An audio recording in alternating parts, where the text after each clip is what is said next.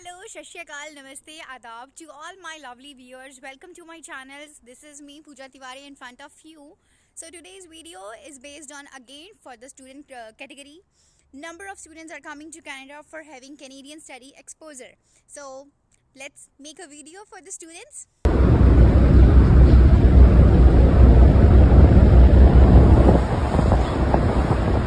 So for this video, I have conducted a little survey. I asked two to three people like what they actually want to know. Basically from those who are coming to Canada as a student. So their first for more question that is related to their work-life balance and the student life balance. And their second question which is related with the Canadian study culture, Canadian college life, Canadian university exposure, and the third last question they wanted to know is that related with their again with the related to studies somehow, but they actually wanted to know what type of a behavior of the professors and what kind of a relation they can maintain there as a student and with their respective professors. So let's just start with the first question. Providing you the answer for the first question, that is student life balance or work life balance. Like if you are coming as a student and you don't have any relative or any friends here, then you are most likely to like towards me. So as I have survived and many other people survived without them, you can also too, right? So for the first thing which I wanted you to say, if you are coming for the study, basically serious, you are dead serious about the studies, then give priority to that. If you really wanted to have a Canadian study exposure, then here is the best Canadian studies exposure you can have. So you can really proud to be have all this experience from here, right? So by listening me, you can easily get to know how you can divide the time for your work and for your studies. That's the first advice I really wanted to give you, that if you are having admission in your college or university, then do not miss the first lecture. First lecture is really important because for your whole program you are having multiple courses, 6-7 courses, right? So for example, if you are having a class on Monday at 8:30 or 9:30, then go and must have the first course class, because in this professor will give you the overview of what, like how many quizzes, how many assignments, how many tests he will or she will gonna conduct. And meanwhile you can easily observe the behavior of the professor. Are they lenient or they are having a strict nature towards the attendance of the lecture? Like there are some of the professors, those who are really wanted to have you in class, otherwise they are not even going to grade you for your assignments, right? So must attend the class so you can easily know. And as a student, if you are coming, you are mostly like me, you want to spend most of the time for your work. So what I did when I attended the first lecture, I noticed, okay, so these are the tasks, these are the assignments, these are the total quizzes I have to do. And I have divided all, like I have a habit to make a date sheet, kind of a date sheet you can say.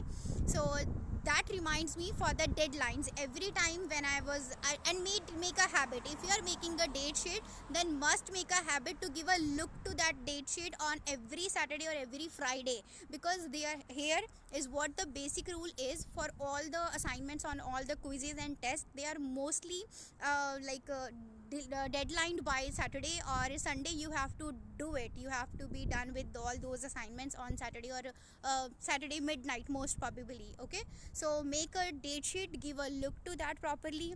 And if you know your professor, are they lenient with you or they are strict somehow, like what type of a nature they have, then you can easily skip their classes sometimes. If they are lenient, they are, so once you know the requirement of the courses, expectations of the professor, you can easily divide the time for your work and for your studies. Second advice which I really wanted to give you for your assignments, if you are making a group assignment, right? There are some group assignments as well which you gonna be faced. So for this, don't make a group for with your same community people. If you are a Gujarati, then don't make a group with a Gujarati as well. If you are a Punjabi, then do not make a group with the Punjabi people, because you know what, think like that way, like what type of your study background as a Punjabi or as a Gujarati you have, then your another Gujarati and another Punjabi will also have a same kind of a mind level, right? So try to make a group with the another community people, like with Africans or with Filipinos. Try to make a group with those. I did like this way because I am an Indian as well. No doubt, I did my bachelor's back in country, but somehow here is some of the kind of information which really you need to have a great knowledge about that. So for that, I can say that I don't have that kind of a knowledge. So for by making such kind of a group with different communities, I can easily make my group assignments with the help of them. So this is how I passed and scored well in some of the assignments. And must look, if you have a group, then be cautious about that who is the person leading the group. In some of the group I was the leader, and in another some of the other persons are leader. So you need to be focused on that as well, like what kind of a person that is who is leading your group, because mostly the work of the whole group is depend on that person, because he is the person going to ask you, okay, send me the work now, this is the deadline, and like 28th is the deadline, and by 26 you have to send me the work, because I have to collaborate all the word files, all the PowerPoint, then make a final one. Okay, so sometime I have to do it all by myself with for the sake of my group, and sometime I did as just a group worker for the kind of a to provide the information to the another group leader. So that is the third advice. Look for this as well, who is the handler for the group, and if there is a wrong handler, then you are in a wrong group, because then it's all gonna be messed up. Don't do this. Moving towards the second question, which is related with the Canadian study culture, university and college life. So really, I can really say the college and the university life is the best life in a foreign countries. I really appreciate the environment of the college. Like every time I can see there is a new event going on, there is new activity going on. If you want to participate, do it. That's the really best experience you can have. And yes, of course, your English will definitely gonna improve by this. If not so, then have some different classes. And yes, try to learn as much as you can. Try to make networking. Do not just indulge with the same type of people. Like if you are an Indian, then having a friend of a Indian group.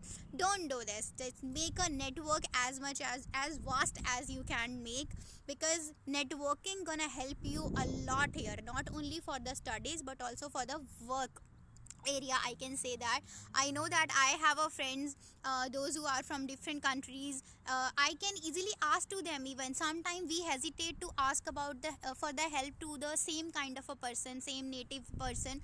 But if you are really need a help or something, you can easily ask to a stranger, like, right? So do not forget to make a networking in your college life, in your university life. That will help you a lot. Okay, so now let me give you the answer for the third question, how you can maintain a relation with your professor. So very first thing, what the professor notice is this: how much attentive you are in the class, and whatever they taught you, how much you have gained.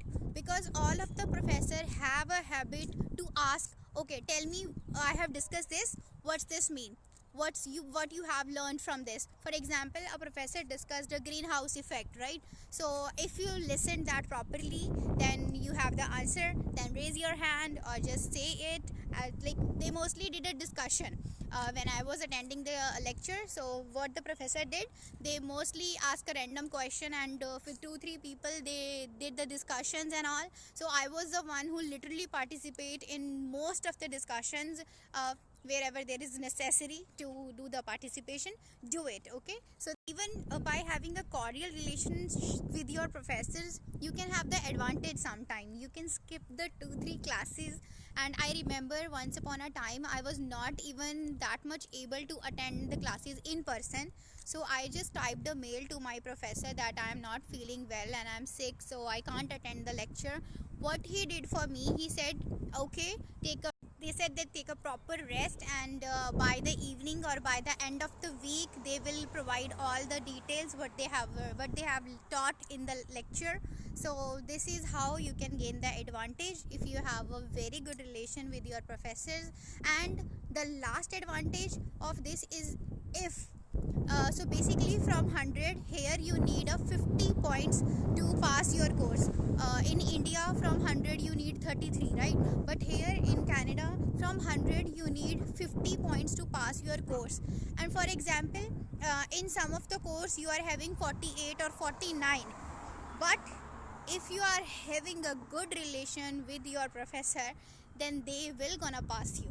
So this is the best advantage I think most of the people can gain when they attend in-person classes. So this is the answer of my third question. Attend the classes if you want to, and if you are attending, then attend it attentively. Listen properly, listen carefully, because sometime professor ask in the next coming class, okay, tell me what I have taught in the last class. So if you remember that, you gain the plus point. Sometime professor give you the bonus marks for doing the discussions, for providing the answers, even if you provide the wrong answer, but speak. They want you to speak, okay? Thanks for watching the video.